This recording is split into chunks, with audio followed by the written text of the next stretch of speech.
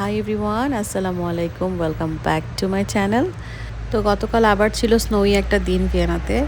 হঠাৎ করে জানলা দিয়ে বাইরে তাকায় দেখি যে অনেক অনেক স্নো পড়া শুরু হয়েছে, একদম যাকে বলে হেভি স্নোফল। এমনিতেই চিকেন রান্না করার মুডে ছিলাম, তো স্নো পড়া দেখে মনে হলো তাহলে একটু পোলাও আর চিকেন রোস্ট করি। আফটার অল বাঙালির মন বলে কথা, ওয়েদারের একটু এদিক সেদিক দেখলেই ব্যাস মনে হয় যে একটু ভালো মন্দ কিছু রান্না করি।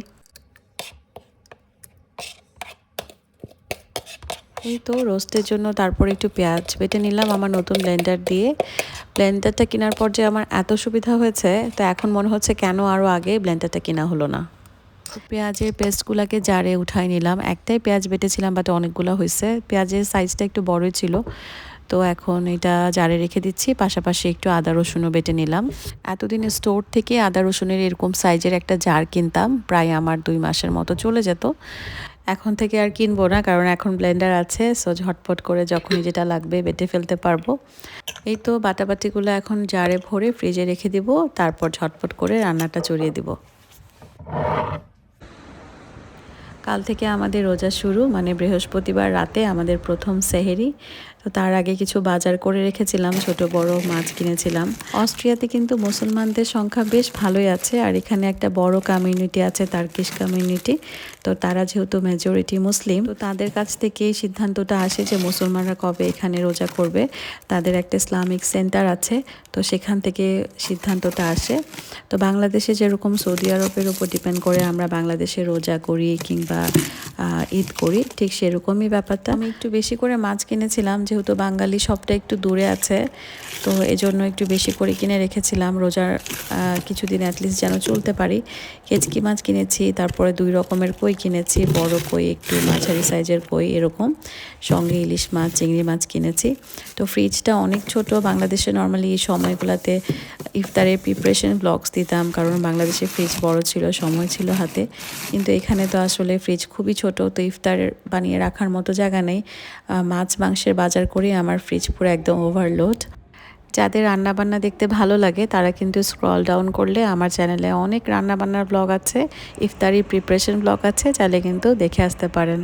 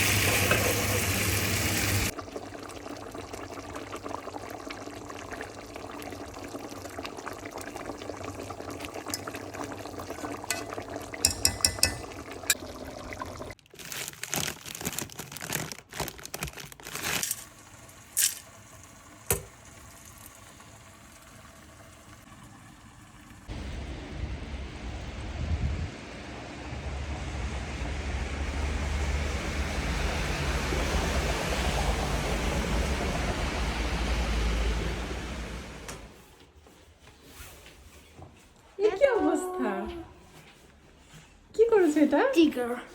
Tiger.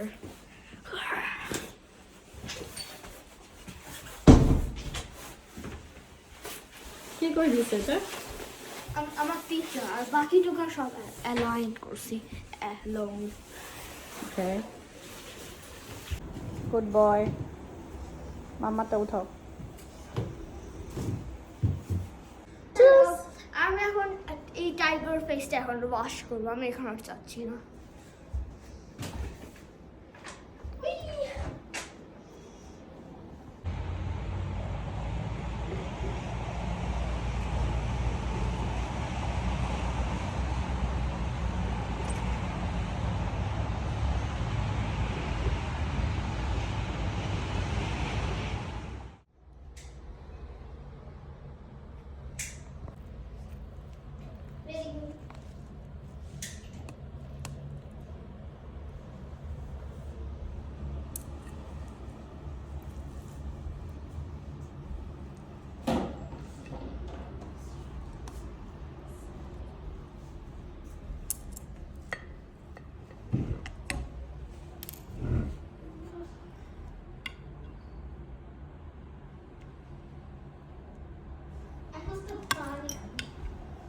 পানি একবারে নিয়ে চলে আসো।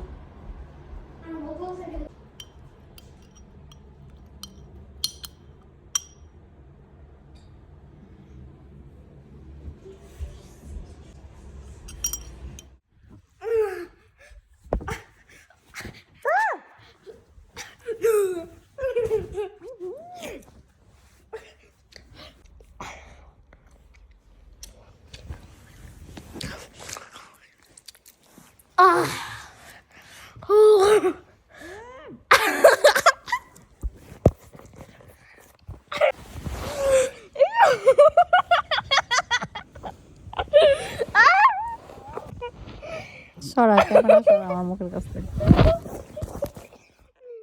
তো এখন সন্ধ্যা, আমরা হচ্ছে একটু বাসার নিচে নামলাম সন্ধ্যাবেলা, যাচ্ছি একটা শপের দিকে। কালকে আমার ছেলের স্কুলে একটা প্রোগ্রাম আছে, তো সেই প্রোগ্রামের জন্য ওর একটা কস্টিউম কিনতে হবে। তো বাংলাদেশে যেমন ড্রেস অ্যাজ ইউ লাইকের প্রোগ্রামগুলো হয় বা যেমন খুশি তেমন সাজর যে প্রোগ্রামগুলো হয়, এখানেও সেরকম প্রোগ্রাম, বাট ডয়েচে বলে ফাস্টিং ফেস্ট। তো সেই ফাস্টিং ফেস্টের জন্য ওর একটা কস্টিউম লাগবে, তো সেই কস্টিউম কিনতে যাচ্ছি দোকানে। তো এখানে সব কিছু আর্লি অফ হয়ে যায়, মানে সন্ধ্যা 7টার মধ্যে সব কিছু ক্লোজ। তো এখন তাড়াহুড়া করে যাচ্ছি, তা না হলে দোকানটা আর খোলা পাবো না। হাতে মাত্র সময় আছে 1 ঘন্টার মতো।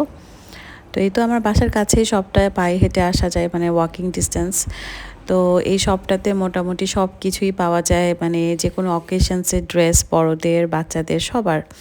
তো যেমন হ্যালোইনের ড্রেস বা ফাস্টিং ফেস্টের কাস্টিউমসগুলা, তারপর অ্যাক্সেসরিজগুলা, মাস্ক, অনেক কিছু আছে। তারপর একটা বার্থডে সেলিব্রেট করতে যা যা লাগে সব কিছু আছে এই দোকানে। তো এখন দেখা যাক আমার ছেলের জন্য কোন কস্টিউমটা পাই। তো আমি অনলাইনেই ফাস্টিং ফেস্টের জন্য কস্টিউম অর্ডার করে রেখেছিলাম, কিন্তু আনফর্চুনেটলি কস্টিউমটা সময় মতো ডেলিভারি হলো না। কে জানে যে এরকম একটা দুর্ঘটনা ঘটবে। অনলাইনে কিনলে একটু হচ্ছে চিপে পড়ে, বাট এখানে তো ভিয়েনাতে এক্সপেন্সিভ, শপে কিনতে গেলে একটু দাম বেশি পড়ে। তাই ভেবেছিলাম যে অনলাইন থেকেই কিছু একটা নিব, কিন্তু এরকম যে দুর্ঘটনা ঘটবে, যাই হোক দুর্ঘটনা তো আর আসলে বলে কয়ে হয় না।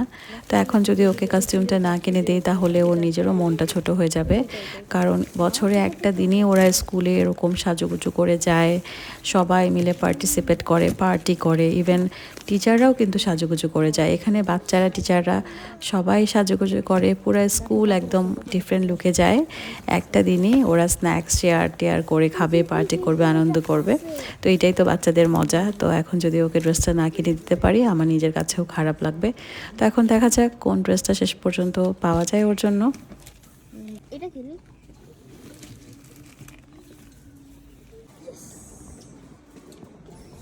ওকে, একটা সোল নেই।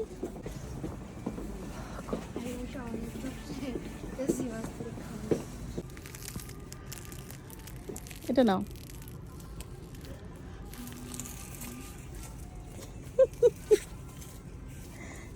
এটা মাসাল মাসাল দেখো না। Macho man.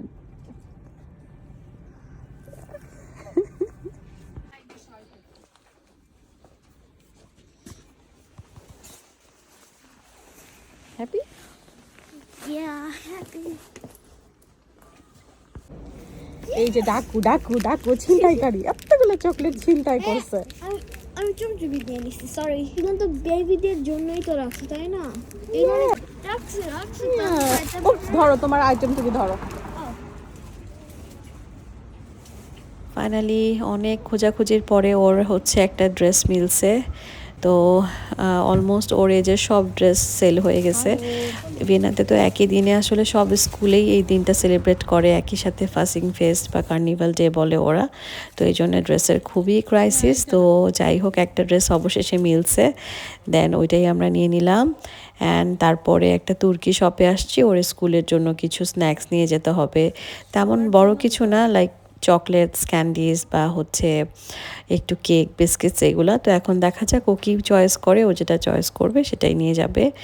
অ্যান্ড দেন এই তো তুর্কি শপে সব আছে এখন, ইন্ডিয়ান সোন পাপড়ি বা বেঙ্গালি যে আমাদের দেশের মুড়িদের যে মলাটা বানায়, মোয়া বলে, তো ওইটাও ছিল।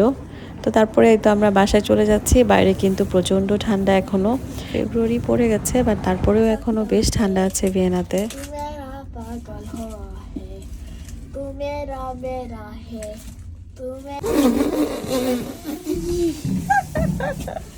শুধু তো কস্টিউম কিনলেই হবে না, তার সঙ্গে আবার এরকম একটা সোডও চাই, তো সোডও কিনে দিলাম।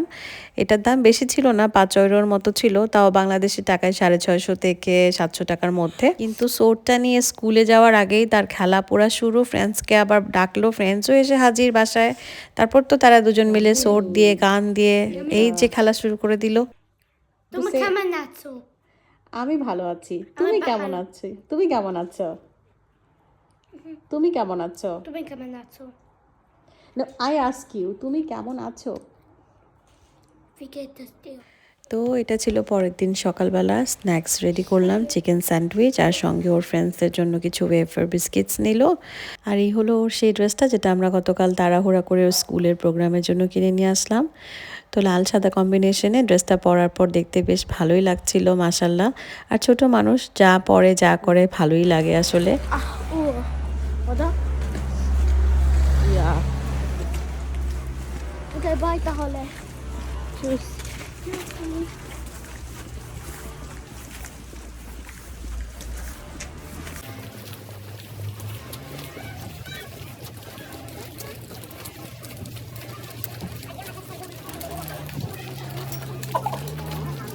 Take care, Baba.